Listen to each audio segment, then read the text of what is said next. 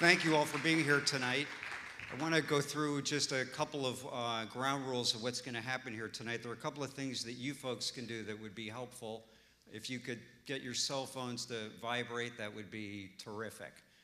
We would appreciate you holding back on the applause other than when we introduce the candidates here right at the beginning and also at the end when they give their closing statements. The candidates are going to be given an opportunity to answer a series of questions. Many of them came from our readers. Some of them have come from me, and the candidates will be given 90 seconds each to answer each question. Rebuttal will be at my discretion, and the amount of time I will also determine too. We're going to try to do this in a conversational way. We have a couple of people timing things, but I'm going to try to not interrupt as much as I can. My experience with the two candidates recently has been that they're very respectful of each other and are good to keeping to their times. Let me introduce the two moderators that will be joining me tonight.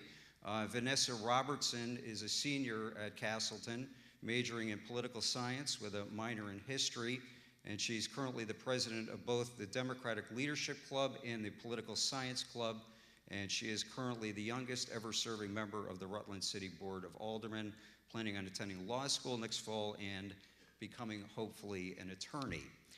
Patrick Gilligan is majoring in... Thank you.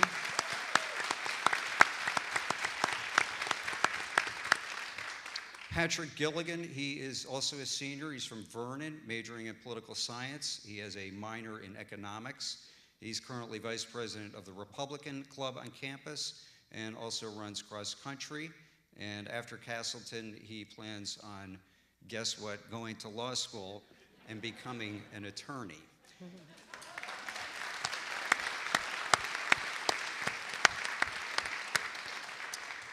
We will meet our candidates tonight. Let's give a nice warm welcome tonight to Republican Phil Scott. He has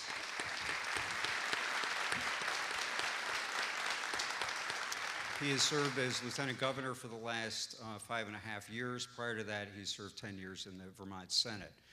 The Democrat in the race is Sue Minter.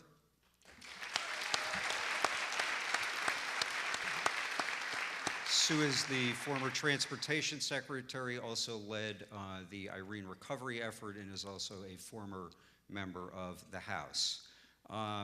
We failed to flip a coin at the beginning, so I'm just going to take it as my discretion to start with Mr. Scott this evening. We got word today from the State Department that the refugee resettlement program is going to provide up to 100 people here in the community of Rutland from Syria and Iraq. A, do you support that program? And B, is there a cap on the number of refugees that you would want to, that you would support having here in Vermont? Well, thank you very much. And certainly all of us, I think, have a great amount of compassion for those who are torn from their countries in many different ways, the war-torn countries, and have a great amount of compassion for them. Let me tell you the story about when I first learned about the refugees coming to the United States. That was 6 or 7 months ago, and I was asked by the media what my response is. What should we be taking refugees in? And my first reaction was, I don't understand enough about the program. And I said, let's push the pause button for a minute. Let's just, let me do my background. Let me check and see what the process is, because I didn't know. And I did the background. I went to the State Department, participated in a couple of events with them via phone, conference events. And also I went to Public Safety and asked them what they thought, received their reaction, went to Homeland Security, asked them their opinion, so I could get a real sense of what the vetting process was and what really meant to us.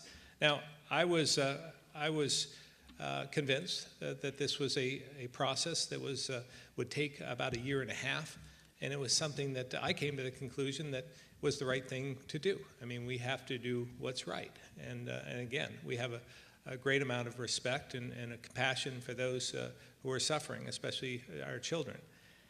But I think that public safety has to come first, and I think we all have a responsibility to make sure that we have a fully transparent process. I think the process here in Rutland was flawed. I believe that they should have here done it in a much different way. And I have no doubt that would have happened today, I think, reflecting on that.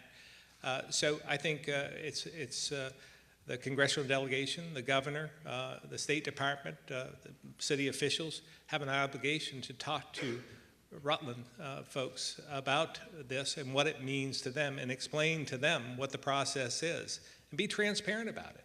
Because we all have to live with this. We all want to make sure this is safe, and that we welcome them in, if we're going to, welcome them in and make sure that they're part of the community. So in reaction, I think 100 sounds like a lot, but I think that the mayor has determined that that's the number that should be coming to Rutland. Do you support the program or not support the program? Well, as I said, I was convinced that it's a safe process, and we have an obligation to do what we can. So yes, and the bottom line is yes. But again, there's an obligation by leadership to provide that same sense of security and same sense of certainty to those in Rutland. Well, first of all, thanks for being here, everybody. It's great to be in the solar capital of New England, downtown Rutland. To this question, I feel very clear that I will always keep Vermont's borders and our cities open to people fleeing war and persecution. My own family hosted a refugee family 6 years ago, and I got to know the Vermont Refugee Resettlement Program quite well. We had a family with 3 children, one of whom was an infant. They had nothing but the clothes on their backs. They had fled from Central Asia. We learned to communicate through music and dancing and food, since we did not share a single word of the same language. I've watched this family grow into our community, our small community of Waterbury and Barry, welcomed refugees, 54 families. And yes, there was challenges at the first for people getting to know one another, but I've seen how much diversity helps grow people and cultures. We have all learned much more about not only our own past, but what's happening in the world beyond ourselves. This particular family, I'm so proud of.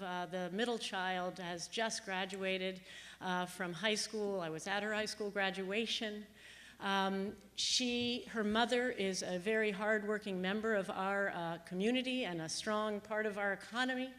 I believe let's remember Rutland. One of my best friends grew up in Rutland, and she reminds me that as her father was an an Italian immigrant, that Rutland was a community of immigrants, of Russian, Irish, French, Italian, and Polish. And I think that our country and our state is going to benefit from more diversity, benefit from the hard work ethic of the folks who are coming here, and for how much they will give back to us. So yes, I support this program. Yes, I would welcome refugees and try to work closely with the Refugee Resettlement Program. I do have confidence in our ability, in the programs that screen these families, that they will be welcome and important parts of our community. I actually came to Rutland to meet with Project Vision a few months ago and talk about our experience. And I believe that this will become a very positive experience in the long run. I know there are hundreds of volunteers stepping up to get clothes and food and to welcome these families. Would you be comfortable if the number were unlimited? Yeah, I don't know that I have a limit on the number. I think what's important is that communities need to be sure that they are ready to welcome. In our case, it actually is different from this case, because in Waterbury, again, 54 families is a lot for central Vermont. We had to have host families like I was. We actually hosted these families for several months.